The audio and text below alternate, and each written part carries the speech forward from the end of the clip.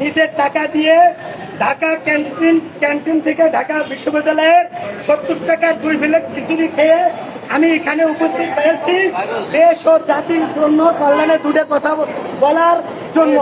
আমাদের গোপালগঞ্জ আমার প্রিয় জন্মভূমি, আমার টুঙ্গিপাড়া এবং কুটালীপাড়া এবং গোপালগঞ্জের বলতল সহ পুরো গোপালগঞ্জকে কাঁপিয়ে দিয়েছে এনসিপির কিছু ভুল সিদ্ধান্তের কারণে। এনসিপি যদি উচ্ছৃঙ্খল বিশৃঙ্খল কথা না বলে বিএনপির মতো জামাত ইসলামীর মতো স্বাভাবিকভাবে প্রোগ্রাম করত, তাহলে তাদের প্রোগ্রামে আমার মনে হয় না গোপালগঞ্জের মানুষ খারাপ হলেও ভালো আছে, তারা বাধা দিত। কিন্তু তারা যখন বলে গোপালগঞ্জ অপারেশন করে ফাটাই দিব, সব করে দেব, তাহলে গোপালগঞ্জের মানুষ তো খারাপ হলেও এত খারাপ না। সুতরাং আমি মনে করি এনসিপি ভাইদেরও সহনশীল হওয়া দরকার ছিল। তাদের রাজনীতির দল করার অধিকার আছে, তারা রাজনৈতিক দল করছে, তাদের বিভিন্ন জেলায় মার্চ ফর জুলাই, অথচ বীর অন্যতম জুলাইয়ের খবর নাই, কিন্তু মার্চ ফর জুলাই করতেছে। এই ধরনের তারা যদি দল করছে, তাদের ওখানে যাওয়ার অধিকার আছে।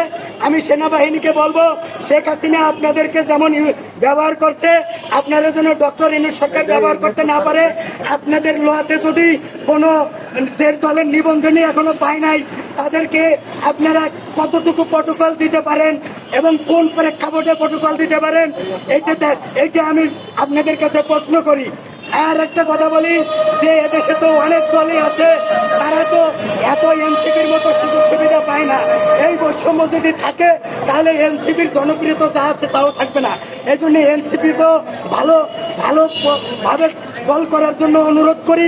আপনারা ভালোভাবে আর 5টা দল জামাতের মতো আদর্শ নিয়ে ভালোভাবে দল করেন, আপনাদের নিষিদ্ধ নাই।